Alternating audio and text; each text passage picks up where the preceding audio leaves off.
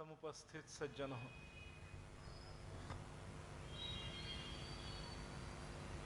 हा जो रत्नाकर आहे त्याचा तप वाढू लागलेला आहे. तपाला 60 वर्ष पूर्ण झालेली आहेत. या तपाचा प्रभाव इतका प्रचंड आहे की जगामधल्या प्राण्यांचा श्वास अवरुद्ध झालेला आहे आणि सगळे प्राणी त्राही त्राही करू लागलेले आहेत. देवी देवतांना देखील श्वास कोंडल्यासारखा वाटू लागलेला आहे. सूर्य स्तंभित व्हायला लागलेला आहे. सूर्याच्या गतीमध्ये परिणाम झालेला आहे. एवढ्या त्या तपस्येचा परिणाम या संपूर्ण चराचर सृष्टीवर झालेला आहे. आणि म्हणून सगळे देवी देवता येऊन भगवान नारायणाला प्रार्थना करतायत की भगवंता, त्या रत्नाकराचा तप आता थांबवा, म्हणे काहीतरी करा, त्यांचा रथ थांबू दे. म्हणून भगवान श्री नारायण आता सप्तर्षींना प्रेरणा देत आहेत आणि सप्तर्षी आता निघालेले त्या जंगलामध्ये गेलेले असताना त्यांना एका ठिकाणी ते शिष्यांबरोबर गेलेले आहेत.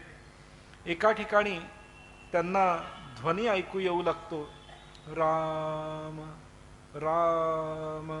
अत्यंत धीर गंभीर आवाजामध्ये कोणीतरी राम नामाचा जप करतंय हे त्यांच्या लक्षात येतं. पण कोण बरं करतंय रामनामाचा जप? इकडे तिकडे नजर धावतात, पळवतात, पण कुठेही त्यांना कोण जप करतंय हे काही कळत नाही. मग शेवटी शब्दाचा वेध घेत घेत ते पुढे चाललेत आणि मग त्यांच्या लक्षात येतं की एका वारुळामधून राम राम असं नाव येऊ लागलेलं आहे. अरे, कोणीतरी इकडे जप करतोय, याला आतमध्ये कोण आहे, कोण काय करतंय हे बघायला हवं. म्हणून त्यांनी वारुळ मोडलं आणि वारुळ मोडून त्या वाळूची सगळी माती बाजूला केली तर सगळा अस्थिपंजर झालेला एक योगी बसलेला होता आणि तो राम राम जप करत बसलेला होता. सप्तर्षींना ओळख पटली की नारद मुनींच्या प्रसंगामध्ये जो रत्नाकर दस्यू होता, ज्याला नारद मुनींनी राम नाम घ्यायला सांगितलं, तोच हा रत्नाकर दस्यू आहे. मनोमन ओळखलं. पण त्या व्यक्तीला समाधीतून उतरवणं कठीण, म्हणून सप्तर्षींनी त्याच्या कानामध्ये शंखाचा नाद केला. शंखाचा नाद होता क्षणी ती समाधी जी आहे ती उतरली आणि बघू लागला तो रत्नाकर. समोर सप्तर्षी उभे आहेत हे पाहून हात जोडले. सप्तर्षींनी विचारलं की अरे, तुझं नाव काय? तर हा रत्नाकर रामनामामध्ये इतका मग्न झालेला होता की त्याला त्याचं नावही आठवेना. नावाचाही विसर पडलाय. तू कोण, कुठला, काहीही कळायला मार्ग नाही. म्हणे, तू कधीपासून इथे बसलायस? तर तो रत्नाकर म्हणतोय की नारद मुनींनी मला मंत्रोपदेश दिला त्या दिवसापासून मी इथेच बसलेलो आहे. बघा काय पालट झालेलं आहे. पूर्वीचं सगळं विसरलाय, तो निष्पाप झालेला आहे. प्रचंड तेज त्याच्या चेहऱ्यावर झळकतंय. अशी त्या रत्नाकराची स्थिती झाली. त्याला त्याचं नाव आठवत नाही. म्हणून ऋषींनीच विचार केला की आपणच आता ह्याचं नामकरण करू आणि वारुळातून हा निघाला म्हणून त्याचं नाव वाल्मिकी असं करण्यात आलं. वल्मिक असं संस्कृत भाषेमध्ये वारुळाला म्हणतात. म्हणून वल्मिकातून प्राकट्य झालं म्हणून वाल्मिकी असं नामकरण त्याचं झालेलं आहे. त्यानंतर ह्या वाल्मिकींना सगळ्या सप्तर्षींनी स्वतःच्या तेजोबलाने देह प्राप्त करून दिलेला आहे. नाहीतर अस्थिपंजर झालेला सगळा देह, पण आता व्यवस्थित देह प्राप्त झालेला आहे. आणि देह प्राप्त झाल्यानंतर सगळ्या सप्तर्षींनी सांगितलंय की हे रत्नाकरा, आता तू कोणी सामान्य नाही आहेस, तू महर्षी आहेस म्हणे. तेव्हा आता तुमच्या वडिलांचं जे गुरुकुल आहे ते पुढे तुम्ही चालवा आता. म्हणून वडिलांचं गुरुकुल चालवण्यासाठी म्हणून हा रत्नाकर म्हणजेच आताचा वाल्मिकी गेलाय आणि त्या गुरुकुलाला पुन्हा योग्य ती अवस्था प्राप्त करून दिलेली आहे. स्वतःच्या 60 वर्षाच्या तपस्येमुळे शापाचा परिहार झालेला आहे. वेगवेगळ्या प्रकारच्या दोषांचा परिहार झालेला आहे आणि लहानपणी शिकलेली वेदविद्या पुन्हा जागृत झालेली आहे वाल्मिकींच्या ठाई आणि आता ते शिष्यांना वेद शिकवू लागलेले आहे. ध्यान धारणा इत्यादी शिष्यांना शिकवू लागलेले आहे. या वाल्मिकींच्या शिष्यांमध्ये प्रमुख त्यांचा शिष्य म्हणजे भरद्वाज मुनी. ज्यांचं ज्यांचं भारद्वाज गोत्र आहे ना, त्यांनी लक्षात ठेवलं पाहिजे की आपल्या गोत्र ऋषींचेही गुरु वाल्मिकी आहेत. तर भरद्वाज मुनी जे आहेत हे त्या वाल्मिकींचे पट्ट शिष्य. कायम वाल्मिकींबरोबर ते असायचे, वाल्मिकींच्या छायेप्रमाणे त्यांच्या सेवार्थ प्रस्तुत असायचे. तर असे ते जे भरद्वाज मुनी आहेत ते वाल्मिकींबरोबर आहेत, वाल्मिकींकडून शिकू लागलेले आहेत. भरद्वाज मुनींची प्रतिभा पाहिल्यानंतर लोकांच्या लोकमानसामध्ये विश्वास बसू लागला की हा वाल्मिकी ऋषी जो आहे पूर्वीचा रत्नाकर, तो खरोखर आता डाकू राहिलेला नाही, हा ऋषी झालेला आहे. म्हणून हळूहळू लोकांनी देखील त्यांच्या गुरुकुलामध्ये आपापल्या विद्यार्थ्यांना आपापल्या मुलांना पाठवायला सुरुवात केली. आणि अशा पद्धतीने आता वाल्मिकी ऋषींचं गुरुकुल हे संपूर्ण विद्यार्थ्यांनी बहरलेलं आहे. तमसा आणि गंगा नदीच्या किनारी हे सुंदर गुरुकुल आहे. त्या गुरुकुलामध्ये हरणं बागडतायत, मोर नाचतायत, ससे उड्या मारतायत. अशा त्या सुंदर रमणीय वातावरणामध्ये वाल्मिकींचं गुरुकुल सजलेलं आहे. वाल्मिकींची पत्नी, त्यांची मुलं ती तिकडे राहू लागली आहेत, ते पण हुशार झालेले आहेत, सगळे गुणवान झालेले आहेत. अशा पद्धतीने वाल्मिकींचा आश्रम पूर्ण थाटला गेलेला आहे. सगळ्या विद्यार्थ्यांना 14 विद्या 64 कलांमध्ये पारंगत करणं हे वाल्मिकींनी स्वतःचं ध्येयच धरलेलं आहे. अशा पद्धतीने वाल्मिकी ऋषींच्या आश्रमातल्या विद्यार्थ्यांचा, शिष्यांचा अध्ययन अध्यापनाचा भाग सुरू झालेला आहे. वाल्मिकी आपल्या शिष्यांसमवेत रोज सकाळी तमसा नदीवर स्नानाला जात आहेत, स्नान करून येत आहेत, विद्यार्थ्यांना शिकवतायत. पुन्हा दुपारच्या वेळेला स्नान करतायत, अन्नग्रहण करतायत, पुन्हा विद्यार्थ्यांना शिकवतायत, पुन्हा सायं संध्येसाठी सायं स्नान करतायत. असा सगळा तो त्यांचा क्रम चालू आहे. आणि कोणी नसलं तरी त्यांच्याबरोबर भरद्वाज मुनी मात्र सोबत कायम असायचे. एक दिवस सकाळी विद्यार्थ्यांना शिकवून बिकवून झाल्यानंतर दुपारच्या वेळी भोजनाच्या आधी माध्यान्ह संध्या करण्यासाठी म्हणून वाल्मिकी ऋषी तमसा नदीच्या किनाऱ्यावर गेलेले आहेत. आणि तिकडे स्नान संध्या वगैरे आटोपलेली आहेत. आणि स्वतःचा शिष्य भरद्वाज त्याच्याबरोबर त्याला मार्गदर्शन करीत करीत चालत चालत आपल्या कुटीराच्या दिशेने येत आहेत. आणि तेवढ्यात एक विचित्र किंचाळण्याचा आवाज येतोय. आणि तो जो किंचाळण्याचा आवाज आहे तो इतका विचित्र विव्हल आहे की तो आवाज त्याच दिशेने येताना त्यांना दिसतोय ज्या दिशेला एक पक्षाचं प्रेमी जोडपं बसलेलं होतं, त्याच दिशेने तो आवाज आलेला. स्नान संध्येला जात असताना वाल्मिकींनी पाहिलेलं होतं की एका पक्षाचं जोडपं एका झाडावर बसलेलं आहे, एकमेकांशी प्रेमाने वर्तन करत आहे. त्यांना पाहून समाधान झालं की अरे वा, पक्षी किती गुणी आहे, प्रेमाने वागतात. स्नान करून येतात न येतात तोच त्या पक्ष्यांचा चित्कार ऐकू आलेला आहे. आणि तो चित्कार ऐकून वाल्मिकी ऋषींचं हृदय एकदम कातर होतंय. आणि ते पाहतायत तर काय विचित्र घटना घडलेली आहे. तर एक महाभयंकर दिसणारा व्याध त्या पक्ष्यांच्या जोडप्यापैकी नर जो आहे त्या नराला त्यांनी स्वतःचा विषारी बाण मारलेला आहे. आणि बाण मारता क्षणी त्या नराची छाती विद्ध झालेली आहे. रक्तबंबाळ झालेला तो नर जमिनीवर कोसळतोय.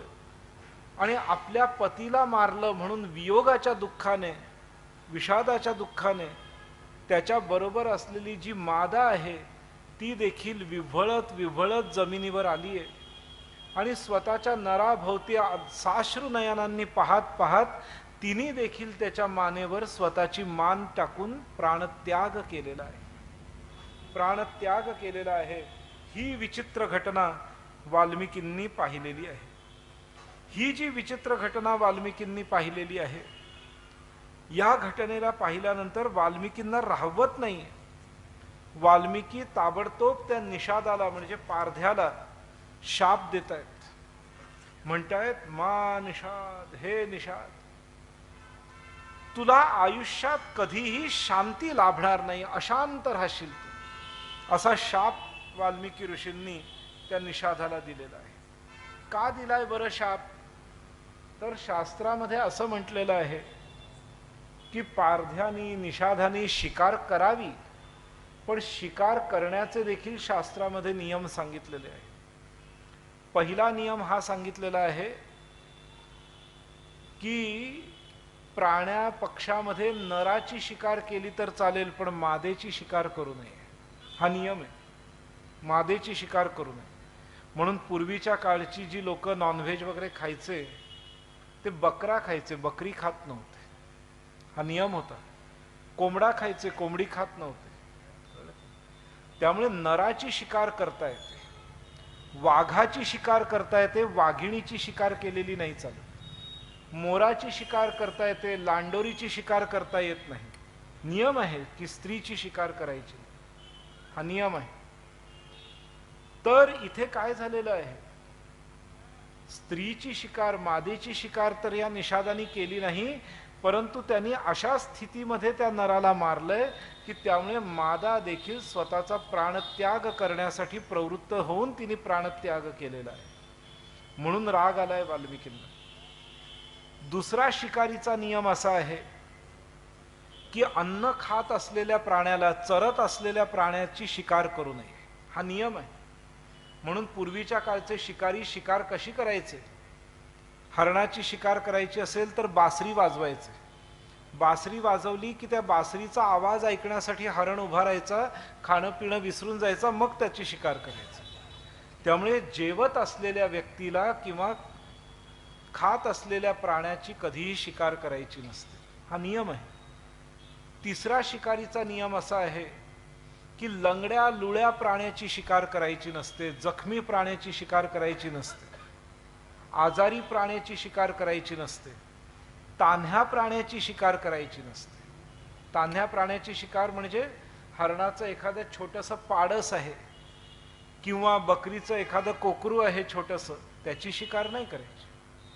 ज्याला धावता पळता प्राण वाचवता येत आहेत त्याची शिकार करू शकतात, पण लहान पाडसाची शिकार करणं हे शास्त्रामध्ये मान्य नाही.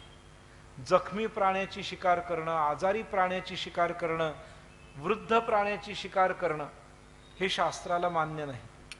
त्याचप्रमाणे प्रेम करत असलेल्या प्राण्याच्या जोडप्याची शिकार करणं हे देखील मान्य नाही.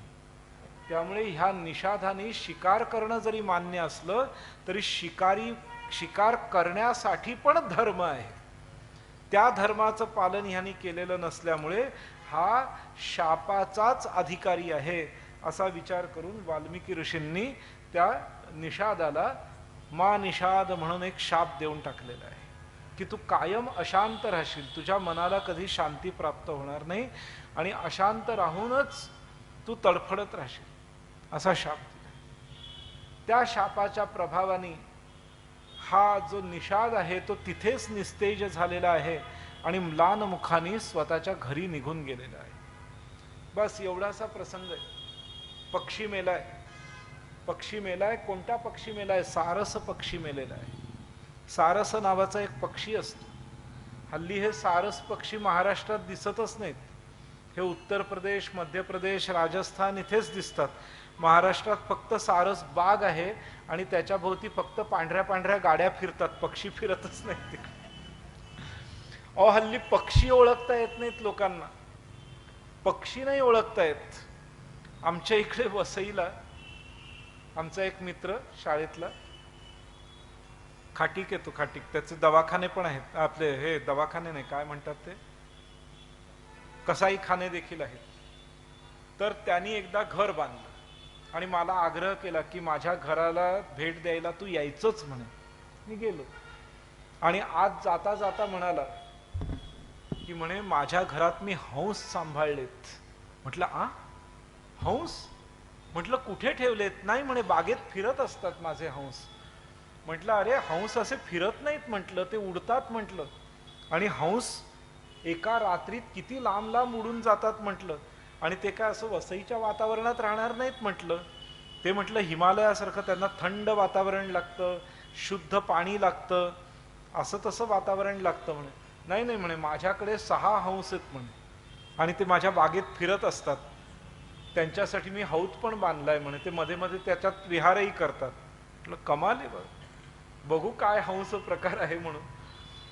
तर जाता जाता त्याला मी म्हटलं की म्हटलं जर ते खरे हंस असतील ना तर एक खूप चांगली संधी आहे म्हटलं. हंस काय करतो, जसं आपली नखं निघतात ना किंवा सापाची कात निघते, तसं हंस आहे, मोर आहे, हे असे पक्षी आहेत की जे कालांतराने स्वतःची पिसं सोडून देतात आणि मग नवी पिसं येतात. तर म्हटलं तुझ्याकडे जर 6 हंस असतील तर म्हटलं वर्षातून 4 वेळा हंस पिसं टाकून देतो म्हटलं. तर ती पिसं गोळा कर आणि त्याची उशी बनव, त्यांनी पैसा खूप चांगला मिळतो म्हटलं, असं शास्त्रात म्हटलेलं आहे. हंसाच्या पंखांची जर उशी बनवली आणि ती रोज डोक्याखाली घेऊन झोपलं तर पैसा चांगला मिळतो. तंत्रविद्येमध्ये आणखीन एक उपाय सांगितलेला आहे. तुम्ही रुईचं झाड बघितलं असेल, रुईचं, मारुतीला पानं जी वाहतात, रुईच्या झाडाला फळ आल्यानंतर त्या बिया उडण्यासाठी एक अशी ती कापसासारखी बी असते, ती त्याच्यावर कापसासारखे केस असतात आणि ती बी अशी आकाशातून उडत उडत जाते. तर तो जो रुईचा किंवा मांदाराचा कापूस असतो ना, तो कापस त्या खाली बी असते आणि वरती कापूस असतो. तो कापूस गोळा करायचा आणि त्या कापसाची उशी बनवायची आणि ती जी उशी आहे ती शरद ऋतूमध्ये कोजागिरी पौर्णिमेच्या दिवशी मंत्रवायची लक्ष्मी मंत्राने आणि मग ती रात्री झोपताना डोक्याखाली घेऊन झोपायची की त्यानंतर पैसा आपोआप यायला लागतो. कळलं? तर हे असे सोपे सोपे उपाय आहेत आपल्या शास्त्रामध्ये. त्यामुळे पैसा कमवण्यासाठी वाममार्गच वापरला पाहिजे असं नाही. खूप चांगले चांगले आपल्याकडे उपाय आहेत पैसा मिळवण्यासाठी. म्हणजे मेहनत तर केलीच पाहिजे, नाही तर उशी घेऊन फक्त झोपलात तर त्यांनी काही होणार नाही. मेहनत तर हवीच. जसं शेतकऱ्यांनी शेतामध्ये खत घातल्यानंतर पीक वाढेल, पण शेती तर केली पाहिजे. नुसतंच खत घातलं ना बाकी काही केलं नाही तर काय होणार आहे. तर मेहनत केली पाहिजे. पण ह्या उपायांनी काय होतं, धन दौलत चांगली मिळते. असे अनेक उपाय आहेत. चांगली चांगली घरं मिळवायची असतील, बंगला बांधायचा आहे, अमुक करायचं आहे, तांब्याचं नाणं घ्या, पुष्य नक्षत्रावर ते अभिमंत्रित करा, त्याचं पूजन करा वगैरे, त्यांनी घरदार चांगलं मिळतं. माणसाचं जीवनात स्वप्न असतं ना, मोठं घर बांधावं, आलिशान असावं, अमुक तमुक. हे सगळं याची देहा याची डोळा आपल्याला बघता येऊ शकतं, पण त्यासाठी थोडेसे हे कष्ट घ्यावे लागतात. पण हे कष्ट घेताना असं नाही चालत की हा ते पुष्य नक्षत्र आज आहे, पूजायला गुरुजींनी सांगितलंय, पण जाऊ दे आत्ता चहा नाश्ता करू मग सोवळं नेसून करू, तसं नाही. ते नियमाप्रमाणे करावं लागतं आणि ते केलं की होतं. तर ते रुईच्या झाडाचा कापूस, त्याची उशी बनवायची, हे सगळं करण्यासारख्या गोष्टी आहेत. पौर्णिमेच्या रात्री चंद्र बरोबर आकाशाच्या मध्यभागी आला की स्नान करून त्याचं दर्शन घ्यायचं. त्याचं दर्शन घेऊन अर्धी घटिका 12 मिनिटं फक्त त्याच्याकडे असं एक टक बघत राहायचं चंद्राकडे, त्यांनी देखील धनदौलत वाढते. तर पौर्णिमेची रात्र त्या चंद्राला कडे एक टक त्राटकामध्ये 12 मिनिटं बघत राहायचं, त्यांनी धन दौलत वाढते वगैरे. असे अनेक उपाय आहेत. तर त्या आमच्या मित्राला सांगितलं की म्हटलं या हंसाच्या पिसांनी म्हटलं उशी बनवली तर धनवान होशील. मग म्हणे गुरुजी उद्याच बनवतो. म्हटलं नको, उद्या नको बनवू म्हटलं. म्हटलं तसं नसतं म्हटलं, मोराचं पीस उपटून आणायचं नसतं, त्यांनी स्वतः पाडलेली पिसं गोळा करायची असतात. नाहीतर तो आमचा मित्र काय दिवसभर हेच करत असतो, उद्याच करून टाकतो म्हणे. म्हटलं तसं. तर बघितलं, म्हटलं हंस काय आहे बघू तरी. तर त्याच्या घरात प्रवेश केला अंगणामध्ये, तर माझ्याकडे बघून ते साही पक्षी क्वॅक क्वॅक क्वॅक. अरे म्हटलं हंस नाही बदकत म्हटलं.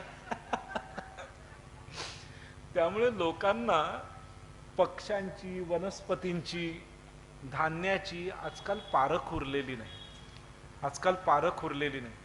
हे पक्षी जर बघायचे असतील, कोणते पक्षी कसे असतात काय, तर इंदोरच्या झू मध्ये जा, तिकडे सगळे छान छान पक्षी ठेवलेले. त्यानंतर इंदोरमध्ये एक नर्सरी पण आहे. आपण गेलो होतो. कोणती नर्सरी? गव्हर्नमेंटची नर्सरी ना, वन विभागाची.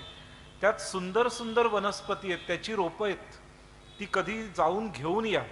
विड्याच्या पानाची रोपं आहेत, कुंकू बनवण्याच्या बिया ज्या असतात त्याची रोपं आहेत, कवठाची रोपं आहेत, अनेक रोपं आहेत. कवठाचं झाड हे घरामध्ये असलं पाहिजे, अंगणामध्ये असलं पाहिजे. कारण कवठाच्या प्रत्येक फळामध्ये एक बी रामनामाचा जप करत असते अखंड.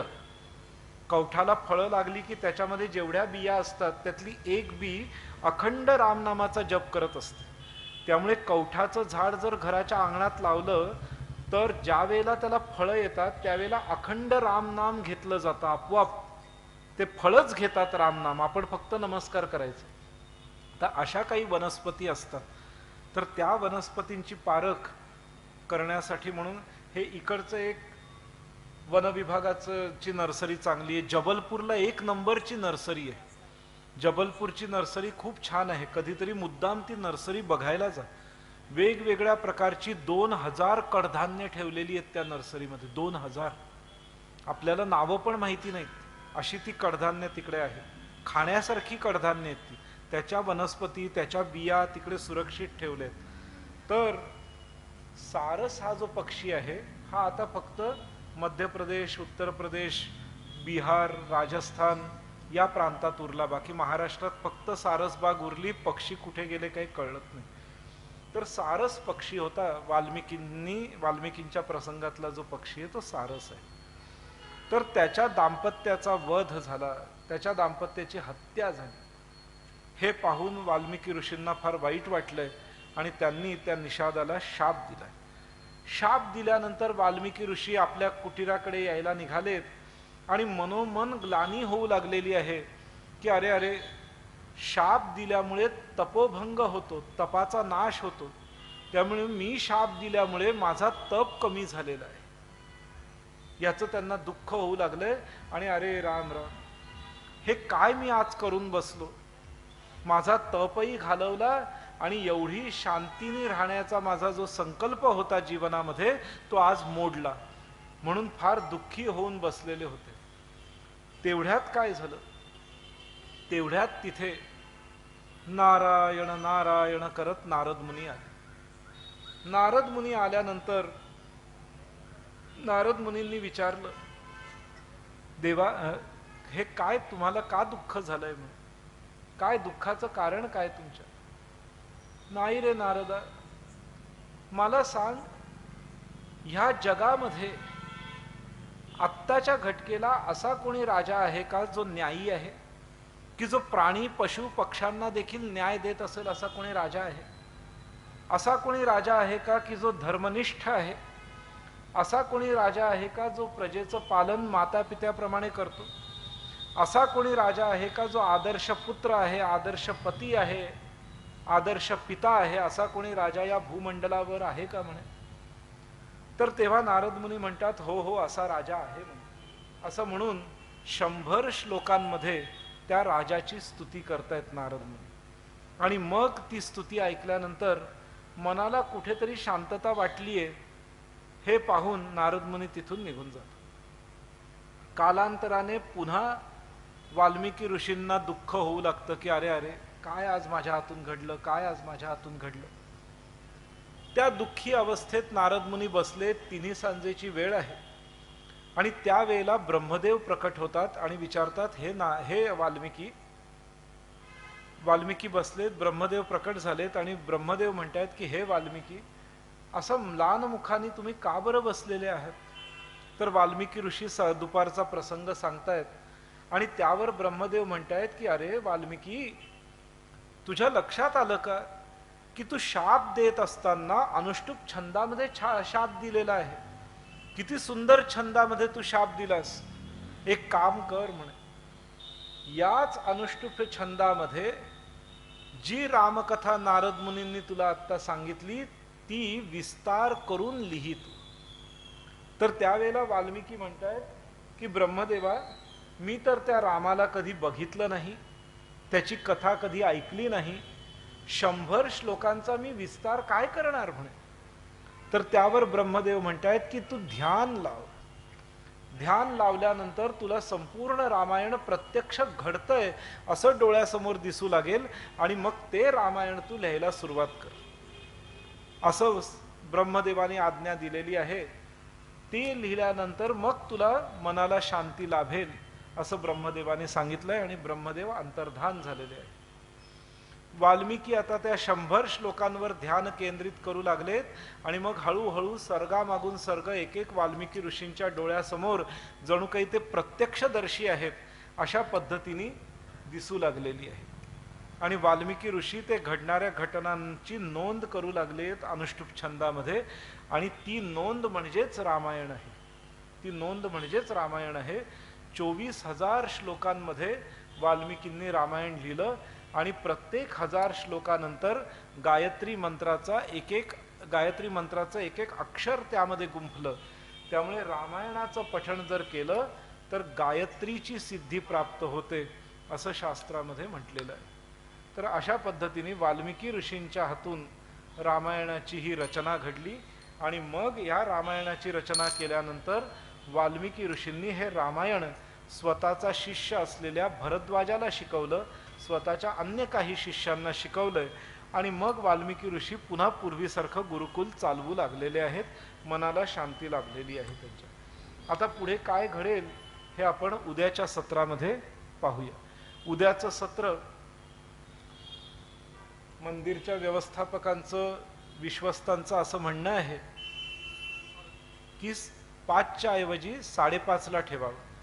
तर 5:30ला सत्र असेल आणि सगळे 8 वाजता आपापल्या घरी जाण्यासाठी निघू शकतील अशा पद्धतीने ही व्यवस्था. त्यामुळे बरोबर 5:30ला सत्र प्रारंभ करू. तर 5:30 पासून 8 वाजेपर्यंत सत्र असेल. श्रीराम जय राम जय जय राम. हर नमः पार्वती पतये हर हर महादेव.